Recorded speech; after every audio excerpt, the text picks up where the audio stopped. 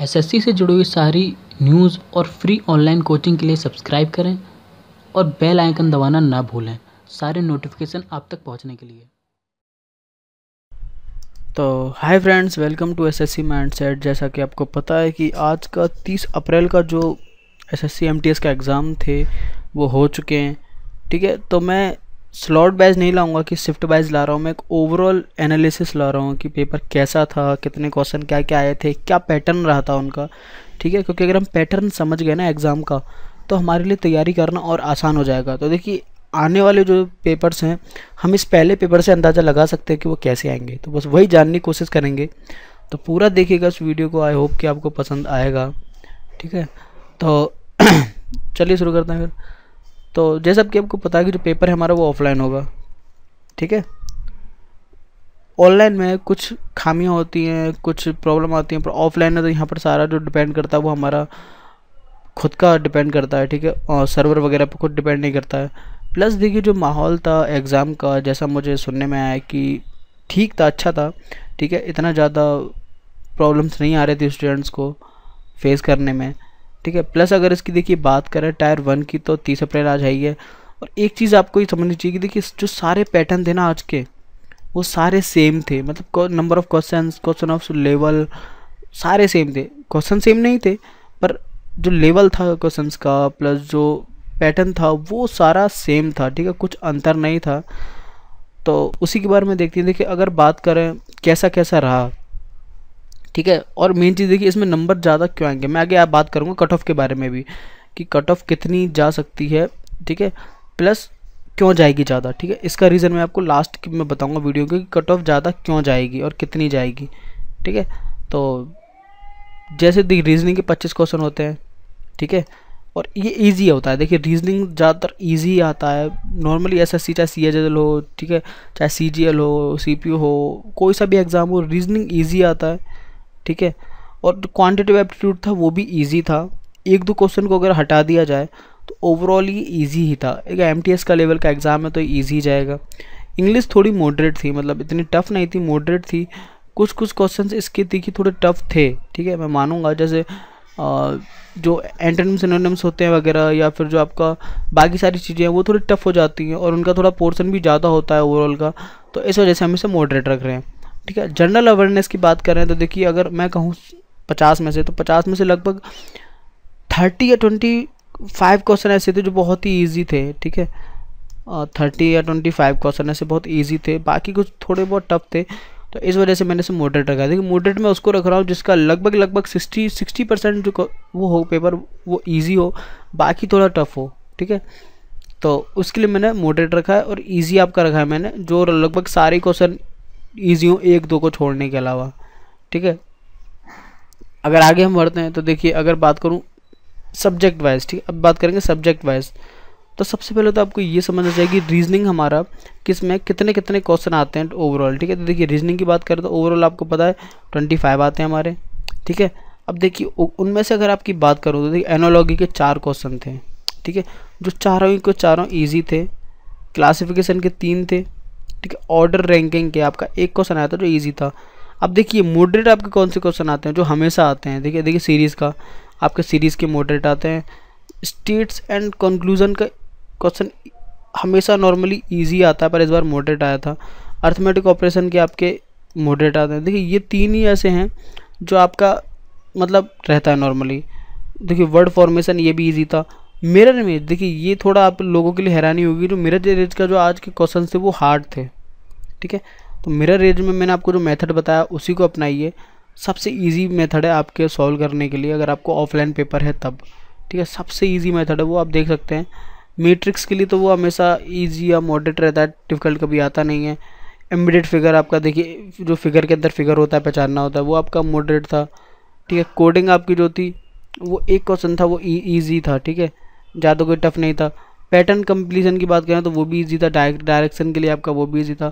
तो ओवरऑल देखिए ईजी था, सिर्फ 1 हार्ड था और 2-3 क्वेश्चन आपके मॉडरेट थे।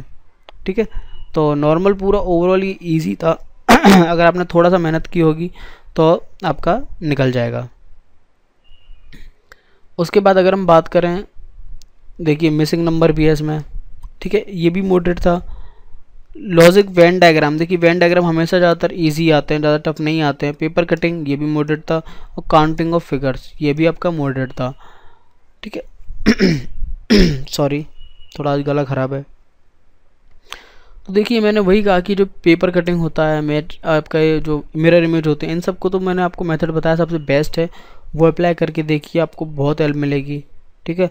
और काउंटिंग फिगर्स या देखिए जो हार्ड क्वेश्चन आपको लग रहा है, मैं तो कह रहा हूँ 25 क्वेश्चन में से अगर आप 2 क्वेश्चन छोड़ रहे हैं कोई प्रॉब्लम नहीं, आप छोड़ सकते हैं, ठीक है। 25 में से 2 आपको हार्ड लग रहा है, छोड़ दीजिए, ठीक है। पर रीजनिंग ऐसा सेक्शन है, इसमें आप 2 से ज़्यादा मत छोड़िए, क्योंकि ये नंबर गेन करने वाला सब्जेक्ट होता है, ठीक है। तो जैसा कि देखो जो ज़्यादातर क्वेश्चन थे वो एनालॉजी क्लासिफिकेशन इन 2 में से मिले आए थे, ठीक है, सबसे ज़्यादा क्वेश्चन। तो हमें आप इनकी तैयारी कर लीजिए, हो सकता है आने आगे वाले पैटर्न में भी ऐसा ही हो, एनालॉजी और क्लासिफिकेशन में से ये आपके ज़्यादा क्वेश्चन पूछे गए, क्योंकि बाकी सब में से एक पूछा गया है, ठीक है। पर देखिए इनमें से 3 और 4 लगभग टोटल 7 क्वेश्चन 25 में से सिर्फ इन्हीं 2 टॉपिक में से आए थे, ठीक है। तो इसलिए इसको तैयार कर लीजिए। साथ ही साथ आप देखिए इजी टू मॉडरेट थे सारे लगभग क्वेश्चन, सिर्फ एक ऐसा था जो हार्ड था, ठीक है। मिरर इमेज वाला जो था वो हार्ड था, ठीक है। कुछ के लिए वो भी इजी होगा या मॉडरेट होगा, पर नॉर्मली ज़्यादातर बच्चों के लिए वो हार्ड था, ठीक है। वो मतलब आपका टाइम ले रहा था, वो आपका टाइम कंज्यूम कर रहा था। तो देखिए मैं तो यही कहूँगा टाइम बहुत है इस पेपर में, ठीक है। इस पेपर में एमटीएस में स्टूडेंट्स को बहुत टाइम मिला है, टाइम की कोई कमी नहीं है। मैं तो ये कहूँगा मेरे नज़रिए से, क्यों वो मैं आपको आगे बताऊँगा, ठीक है। उसके बाद आता है हमारा क्वांटिटेटिव एप्टीट्यूड। देखिए क्वांटिटेटिव एप्टीट्यूड में भी ओवरऑल 25 क्वेश्चन थे, ठीक है। टाइम एंड वर्क के 2 क्वेश्चन, परसेंटेज के भी 2 क्वेश्चन थे, profit and loss and discount से आपके 5 क्वेश्चन आए थे, ठीक है। Profit and loss and discount से 5 क्वेश्चन थे, जो 5 के 5 आपके ईजी थे। तो देखिए बात आपको नंबर गेन करने का मौका मिल रहा है, ठीक है। उसके साथ आपके नंबर सिस्टम से 3 क्वेश्चन थे, कंपाउंड एंड इंटरेस्ट से आपके 2 क्वेश्चन थे, एवरेज से आपका 1 क्वेश्चन था, ठीक है। स्पीड टाइम एंड डिस्टेंस से आपके 3 क्वेश्चन थे, मेंसुरेशन से सिर्फ 2 क्वेश्चन थे, पार्टनरशिप से 2 क्वेश्चन थे, रेशियो एंड प्रोपोर्शन से आपका 1 क्वेश्चन था, ठीक है। मिक्सचर एंड एलिगेशन से आपका 1 क्वेश्चन था, बार चार्ट से आपके 2 क्वेश्चन थे। अब देखिए इसमें हमारा सबसे पहचानने वाली बात क्या है कि ज्योमेट्री मेंसुरेशन वगैरह से सिर्फ और सिर्फ 2 क्वेश्चन आए थे, ठीक है, वो भी ईजी थे। तो मतलब सबसे ज़्यादा पोर्शन किन किन का है, देखिए पार्टनरशिप का जो बेसिक मैथ है, पार्टनरशिप हुआ, मिक्सचर एलिगेशन हुआ, रेशियो प्रोपोर्शन हुआ, ठीक है, एवरेज हुआ आपका, compound interest, profit loss, time and work, सबसे ज़्यादा क्वेश्चन इसी से आए, लगभग 20 क्वेश्चन इन्हीं से आ रहे हैं। तो मैंने आपको यही कहा था कि अर्थमेटिक और अपना बेसिक वो पक्का करिए, एडवांस मैथ में इतना ध्यान मत दीजिएगा। इस सब एमटीएस के एग्ज़ाम्स के लिए ट्रिग्नोमेट्री ज्योमेट्री वगैरह ज़्यादा नहीं आएगी, ठीक है। तो वही हुआ। और मेन चीज़ आपका ये कि अपने इन क्वेश्चंस के कई सारे क्वेश्चन पिछले साल से रिवाइज हुए हैं, तो अपने पिछले सालों के क्वेश्चन आप लगा लीजिए, आपको मिल जाएंगे इंटरनेट पे, ठीक है। उसके बाद आपका इंग्लिश कॉम्प्रहेंशन की बात करें तो आपके देखिए 50 क्वेश्चन थे, जिसमें से एरर स्पॉटिंग के 20 और फिल इन द ब्लैंक्स के मिलाकर आए थे, ठीक है। 10 और 10, एरर स्पॉटिंग के 10 और फिल इन द ब्लैंक्स से 10, ठीक है। ये आपके एरर स्पॉटिंग मॉडरेट थे, मतलब थोड़े से टफ थे, और आपके फिल इन द ब्लैंक्स आपके इजी थे, ठीक है। बाकी सेंटेंस इंप्रूवमेंट, इडियम्स फ्रेजेस, ठीक है, आपका वर्ड सब्स्टिट्यूशन, एंटोनिम सिनोनिम्स, ठीक है, स्पेलिंग एरर्स, रीडिंग कॉम्प्रहेंशन, ठीक है। देखिए ये 5 क्वेश्चन थे। ओजोन लेयर पे बेस था आज का जो थे, ठीक है, आज का लगभग ओजोन लेयर पे बेस था आपका जो थर्ड, ये सेकंड शिफ्ट का मैं आपको बता रहा हूँ एग्जांपल के तौर पे, ये आपका सेकंड शिफ्ट का है, ठीक है।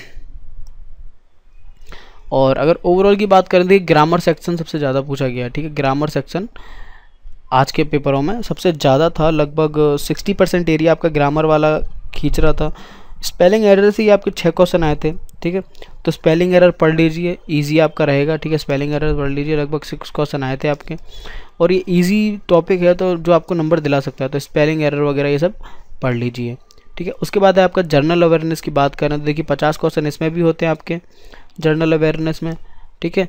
करंट अफेयर्स में से आपके लगभग पिछले 6 महीने पुराने, मैंने आपको पहले ही बताया था कि 6 महीने पुराने तक के करंट अफेयर वो पूछ रहा है आपसे, ठीक है, उससे ज़्यादा नहीं पूछेगा। 2 क्वेश्चन आ रहे हैं सिर्फ करंट अफेयर्स में से, इकॉनमी से 5 हैं, इंडियन पॉलिटी में से 5 हैं, ज्योग्राफी में से 8, हिस्ट्री में से 6, बायोलॉजी में से 8 और फिज़िक्स में से 5, ठीक है, और केमिस्ट्री के 2 और फिर आपका इकोलॉजी में से 3, ठीक है, कंप्यूटर में से 4। देखिए अब आपको अगर इसमें से अगर आप देखें, जैसा आपको पेपर में दिख रहा है कि ये जो पोर्शन है ना, ये पोर्शन, ये सबसे इंपॉर्टेंट पोर्शन है इकोनॉमिक्स का। देखिए इकोनॉमिक्स में से 5 क्वेश्चन है जो मॉडरेट हैं, पॉलिटी में से इजी आते हैं, ज्योग्राफी में से आपके मॉडरेट आए हैं, बाकी देखिए ये इजी है, ये इजी है, ये भी इजी है और ये भी आपका इजी है। ठीक है, तो देखिए मैं फिज़िक्स में करा चुका हूँ, केमिस्ट्री भी मैं करा चुका हूँ, ठीक है, बायोलॉजी में स्टार्ट करने वाला हूँ क्योंकि मेरा CGL से फोकस है थोड़ा, ठीक है। पॉलिटी, देखिए इन सब को तैयार कर लीजिए, आपके नंबर पक्के अच्छे आएंगे, इन टॉपिक्स को तैयार कर लीजिए, ठीक है। और उसके बाद अगर बात करें, देखिए ओवरऑल की बात करें हम, ठीक है, मैंने तो आपको कहा था कि साइंस तैयार कर लीजिए, साइंस बहुत इंपॉर्टेंट है, प्लस इकोनॉमिक्स हुआ आपका, ज्योग्राफी, पॉलिटी, यही टॉपिक्स हैं जो सबसे ज़्यादा इंपॉर्टेंट हमारे होते हैं किसी भी एग्ज़ाम में, ठीक है।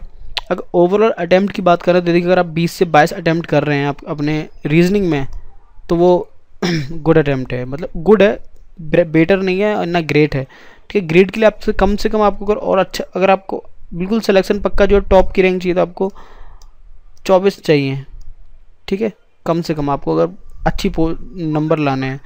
उसके बाद क्वांटिटेटिव एप्टीट्यूड के लिए भी आपको जो नॉर्मल अटैम्प्ट होगा आपका गुड अटैम्प्ट, वो 18 से 20 क्वेश्चंस का होगा, और अगर आप बेस्ट करते हैं तो अपना कम से कम आपको 23 अटैम्प्ट करने पड़ेंगे।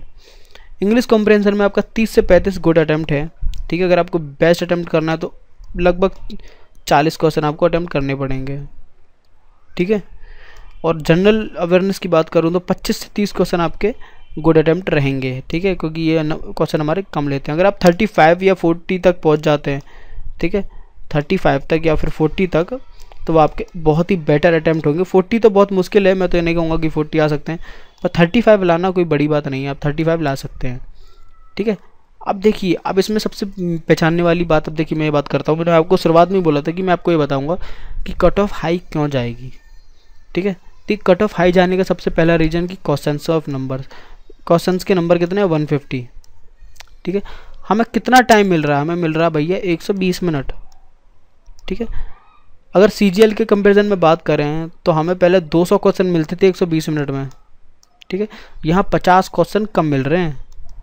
अगर 1 घंटे की बात करें तो 75 मिनट्स हमें मिलते हैं और हमें 100 क्वेश्चन सॉल्व करने होते हैं, ठीक है। अगर 150 पे पहुँचेंगे तो वो 200 क्वेश्चन हो जाएंगे आपके 150 मिनट्स में। 120 में भी पहुँचेंगे तो आपके लगभग 180 क्वेश्चन आपके हो जाएंगे। तो यहाँ पर हमें बहुत टाइम मिल रहा है क्वेश्चन को सॉल्व करने के लिए। तो देखिए मैं तो कहूँगा कि आप अपना इंग्लिश और जनरल नॉलेज आप जल्दी से ख़त्म कर लीजिए, ठीक है। आपको दोनों को मिला के मैं आपको बोलूँगा कि लगभग आपको 30 मिनट्स काफ़ी हैं इंग्लिश और जनरल नॉलेज के लिए, ठीक है। आप 30 मिनट्स में इसको कवर कर सकते हैं, बाकी का आपका लगभग 90 मिनट्स बचेगा, ठीक है। आपका 90 मिनट जो बचा वो आप मैथ्स और रीजनिंग में दीजिए और ज़्यादा से ज़्यादा नंबर लाने की कोशिश करिए, ठीक है। अगर आप 30 मिनट्स बाकी के 2 इंग्लिश और रीजनिंग को देते हैं, वो जनरल अवेयरनेस को, और ये 90 मिनट्स आप देते हैं अगर अपने मैथ्स और रीजनिंग में, तो आपके चांसेस बहुत ज़्यादा हैं नंबर लाने के और ज़्यादा से ज़्यादा नंबर गेन करने के, ठीक है। तो ये एक ओवरऑल एनालिसिस था, क्या पैटर्न है, कितने नंबर हमारे अच्छे रहेंगे, कितने क्वेश्चंस आए हैं, क्या क्या आया है, ठीक है। तो आई होप कि आपको ये पूरा पसंद आया होगा। अगर पसंद आया है तो प्लीज़ इस वीडियो को यार लाइक कीजिए, ठीक है। बहुत मेहनत करता हूँ आप लोगों के लिए, लाइक ज़रूर कीजिए यार, लाइक कम आते हैं, मैं चाहता हूँ कि आप लोग लाइक करें, ठीक है। और कमेंट कीजिए इस वीडियो में, ठीक है। और साथ ही साथ अगर आप पहली बार आए तो इस चैनल को सब्सक्राइब जरूर करिए, ठीक है। फिर मिलते हैं नेक्स्ट वीडियो में, तब तक के लिए bye, thanks for watching and Vande Mataram.